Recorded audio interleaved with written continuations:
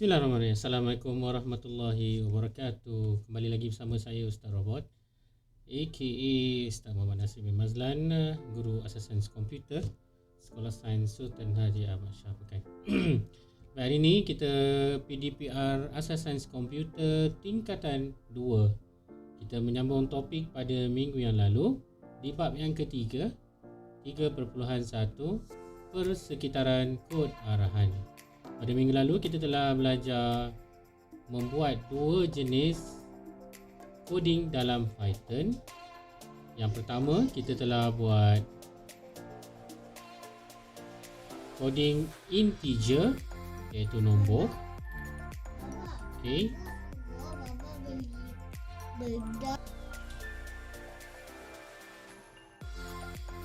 Okey. Pada minggu yang lalu kita telah buat dua topik, iaitu integer. Kemudian kita telah masuk kepada double, iaitu menggunakan fungsi float dan juga round, sehingga kita mendapat satu output yang telah kita belajar pada minggu yang lalu. Baik, minggu ini kita akan sambung. Pertama, kali ini kita akan belajar macam mana nak gunakan data char, atau kita akan buat demo membuat data char di dalam Python. Char ialah jenis data yang digunakan untuk mewakili aksara, karakter. Aksara terdiri daripada huruf, abjad, angka dan simbol yang berdasarkan kod piawai Amerika untuk pertukaran maklumat, ataupun ringkasannya ASCII, American Standard Code for Information Interchange. Jadual 3.2 menunjukkan jenis-jenis data yang diwakili oleh char. Huruf A hingga Z atau A hingga Z bagi huruf kecil, digit 0, 1, 2 dan seterusnya, simbol dan seterusnya. Bahasa pengaturcaraan seperti C, C++ dan Java mengiktiraf jenis data char. Sinteks umum char berwarna purple digunakan semasa pengisytiharan sesuatu pemboleh ubah. Bahasa pengaturcaraan Python tidak mempunyai jenis data char, akan tetapi semua aksara diwakili dalam jenis data yang lain disebut sebagai string. Okey, di bawah ni ada contoh 3.4. Yang ini adalah C++, yang mana kita tidak akan membuat demo untuk menunjukkan bagaimana coding ini ditulis. Sebaliknya, kita akan terus kepada string sebagaimana yang disebutkan tadi. Dalam fungsi Python, char juga digabung menjadi menggunakan istilah string. String ialah satu perkataan yang dibina daripada aksara. String terdiri daripada satu urutan aksara-aksara yang berjujukan yang membentuk suatu rentetan ataupun string. Rajah 3.7 mengilustrasikan pembentukan satu perkataan daripada beberapa aksara. Baik, kita boleh lihat N sebuah aksara, E satu aksara, G satu aksara, A, R, A, K dan U juga merupakan satu aksara yang digabungkan menjadi string. Okay. So, negaraku merupakan satu string bagi gabungan aksara-aksara di bawah. Di dalam Python, string menggunakan istilah kod seperti str. So, sinteks bagi string adalah str. Semasa mengatur cara, nilai string yang diberikan kepada sesuatu pemboleh ubah perlu diletakkan tanda petikan tunggal seperti ini atau tanda petikan berganda seperti ini. Tanda petikan ini berfungsi untuk memberitahu permulaan dan pengakhiran satu ayat. Berikut menunjukkan cara mengisytiharkan pemboleh ubah lagu bagi nilai string negaraku. Okey, so kita ada dua cara untuk menuliskan string di dalam Python. Pertama, dengan menggunakan single dot here. Okey, kemudian kita ada double quote. So this is called single quote. Now this is double quote. Baik, 3.5 kod arahan bahasa pengaturcaraan Python.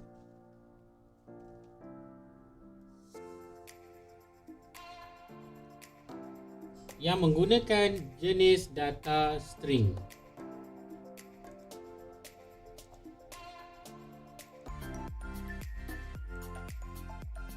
Baiklah, mari kita sama-sama untuk buat demo bagaimana kita menggunakan kod arahan pengatur caran Python menggunakan jenis data string. Seperti biasa, bukakan ruangan Python masing-masing. Bagi saya menggunakan Tony. Okey, bagi anda yang menggunakan Python IDLE, boleh teruskan menggunakan perisian tersebut.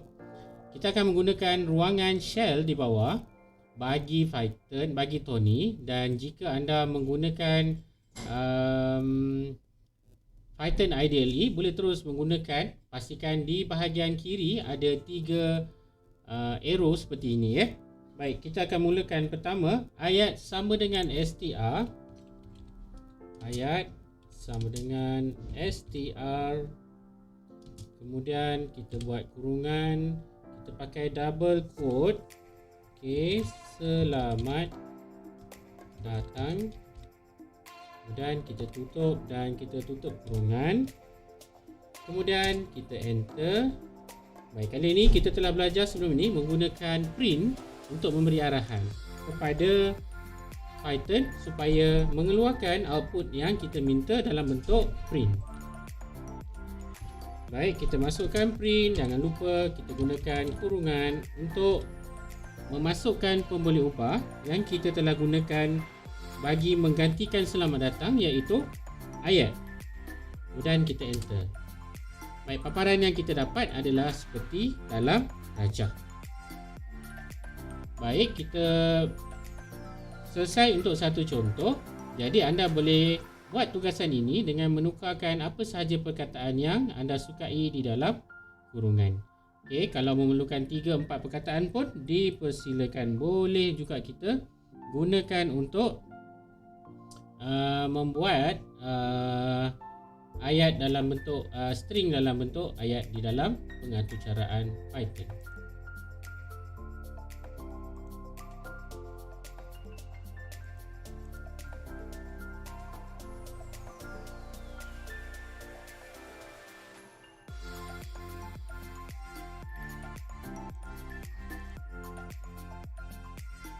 Baik, kita bergerak ke seterusnya. Dalam pengaturcaraan Python, jenis data string dapat digunakan bersama fungsi-fungsi Python yang lain untuk memanipulasi nilai string mengikut keperluan dan tujuan sesuatu program atau aplikasi yang ingin dibangunkan. Jadual 3.3 menunjukkan fungsi yang memanipulasi nilai string dan tujuannya. Pertama, tanda sebegini. Okey, saya highlightkan supaya nampak. Okey, saya nak tukar color dia sebabnya colornya terlalu kuning. Baik. Tujuan dia, bila kita gunakan tanda seperti ini, mencapai satu aksara atau lebih dalam string. Nanti kita tengok contoh. Yang kedua, kita ada len, menghitung bilangan aksara dalam string. Bermakna boleh bila kita gunakan len seperti ini, dia akan mengeluarkan bilangan aksara. Kemudian kita boleh gunakan simbol tambah, menggabungkan dua string tanpa ruang kosong. Bermakna tak ada space, kita boleh gunakan simbol tambah. Seterusnya, simbol koma, menggabungkan dua string dengan satu ruang kosong. Makna ada single space, so kita gunakan koma. Simbol star, mengulang string dengan bilangan yang dinyatakan. Kemudian kita ada join, menambah aksara di antara setiap aksara. Contoh bagi 3.6. Mari sama-sama kita buat.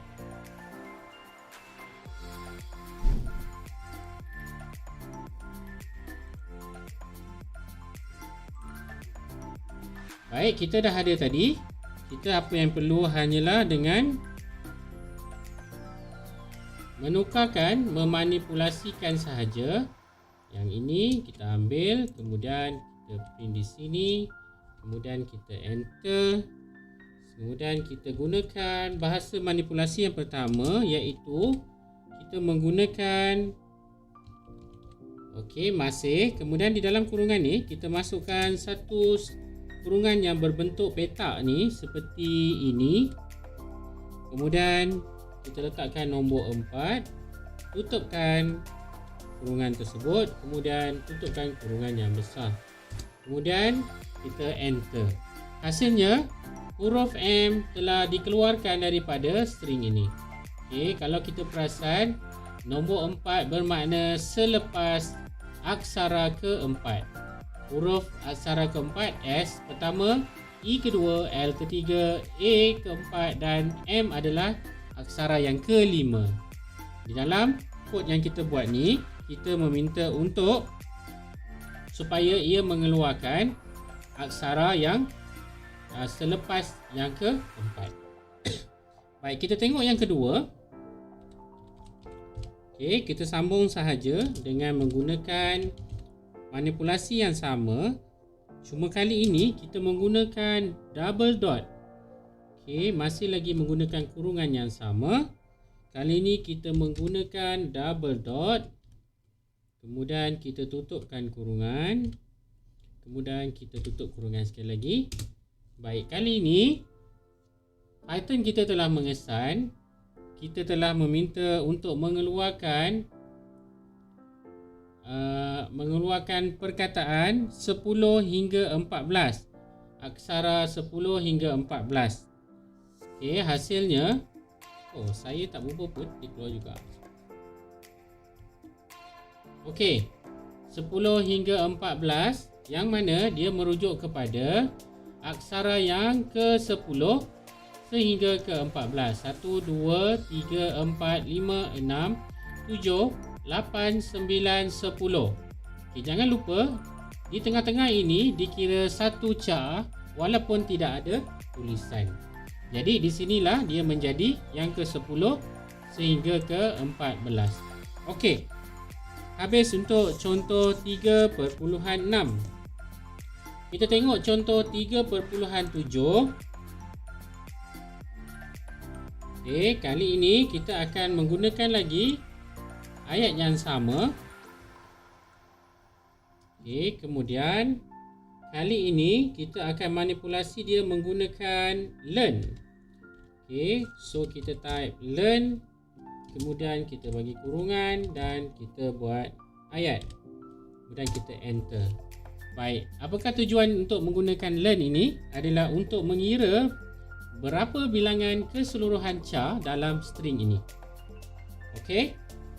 Jadi kita pergi ke arahan yang ke 3.8. Baik, 3.8 menggabung dua string atau lebih. Okey, kemudian mengulang string. Okey, so kita teruskan.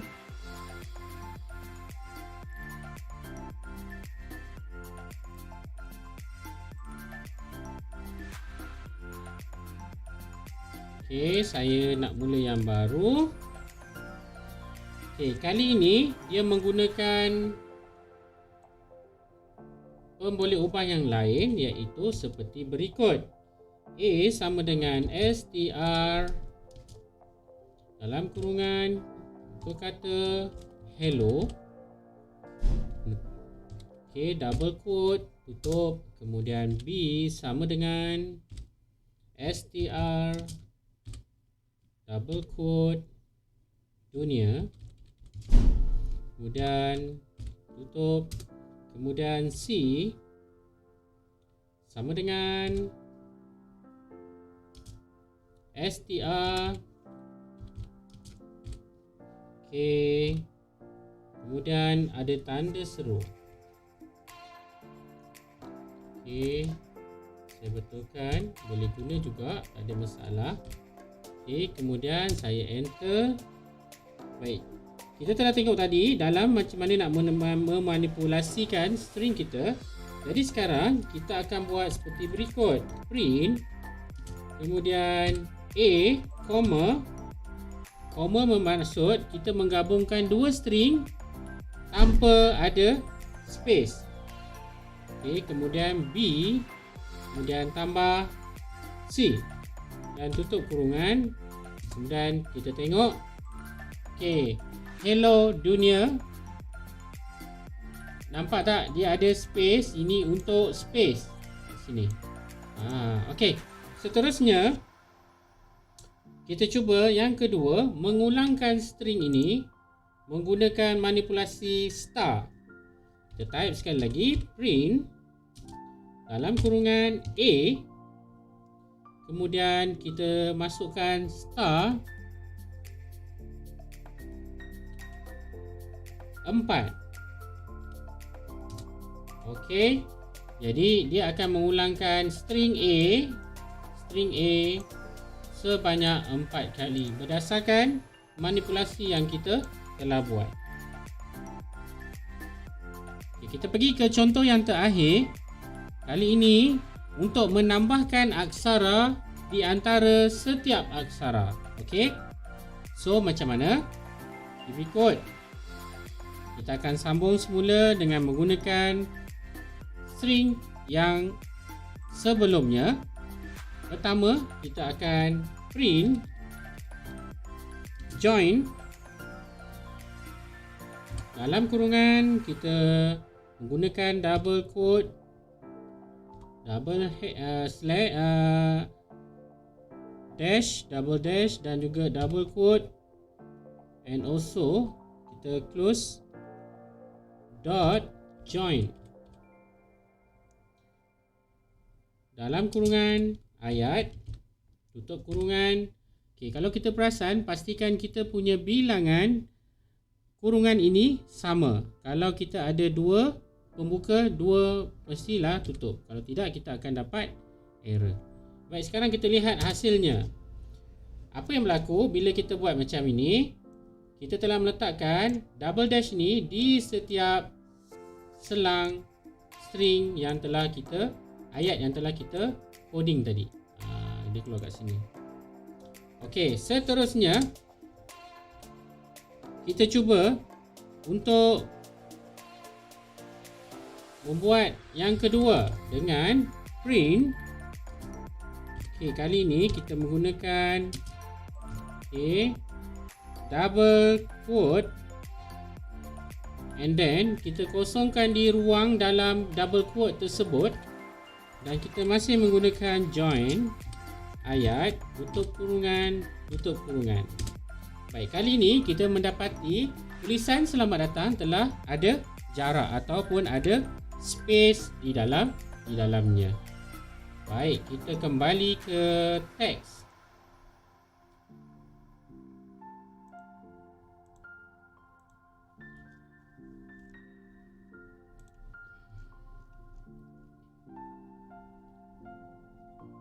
Baik, kita pergi ke data yang seterusnya. Jenis data seterusnya disebut sebagai boolean. Boolean berasal daripada nama George Boole yang merupakan seorang ahli matematik British. Beliau telah membangunkan satu sistem logik untuk memudahkan satu penyataan yang kompleks kepada satu persamaan yang mudah. Jenis data boolean mempunyai hanya 2 nilai, iaitu benar dan palsu. 2 nilai ini juga digelar nilai logik ataupun logic boolean. Seringkali disebut 0 dan 1, di mana 0 mewakili palsu dan 1 mewakili benar. Dalam bahasa pengaturcaran Python, palsu dipaparkan sebagai false dan benar akan dipaparkan sebagai true. Nilai logik benar atau palsu amat penting dan digunakan sebagai penyataan bersyarat dalam struktur kawalan pilihan dan struktur kawalan ulangan. Penyataan bersyarat ini disebut ungkapan boolean. Ungkapan boolean ialah ungkapan yang perbandingan terdiri daripada operator-operator perbandingan seperti lebih besar sama dengan, lebih kecil sama dengan. Penggunaan boolean dalam segmen kod dengan menggunakan perisian aplikasi Scratch 2.0. Baik, untuk contoh 3.10 saya tidak akan demo di sini. Sebaliknya, saya akan demo paparan logik boolean bagi contoh 3.11. Baik, kita kembali ke demonstrasi coding Python.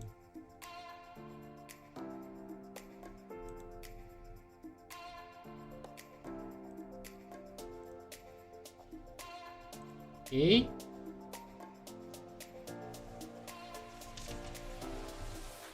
Pertama, kita mulakan dengan X sama dengan 13.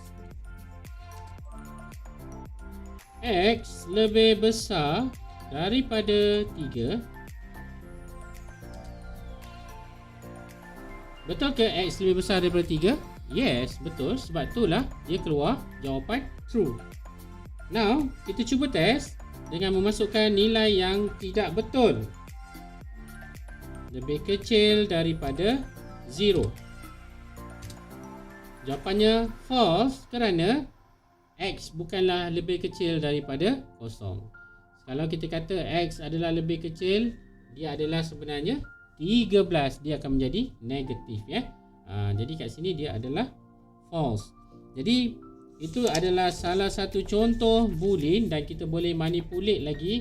Banyak lagi cara kita boleh manipulate penggunaan boolean ini untuk meletakkan bagaimana sesuatu permasalahan itu diselesaikan dalam bentuk betul atau salah, ya. Baik. Selesai untuk contoh boolean. Saya rasa itu sahaja untuk kita berkenalan dengan jenis-jenis data pada hari ini. Tapi kita nak lihat dahulu tugasan pada minggu ini.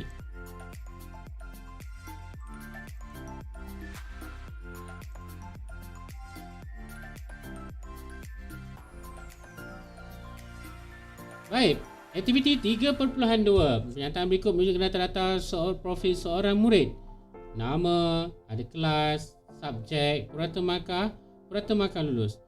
Kemudian, apa yang anda boleh buat adalah untuk menyediakan data-data yang sesuai bagi memaparkan maklumat untuk pelajar ini menggunakan kaedah boolean.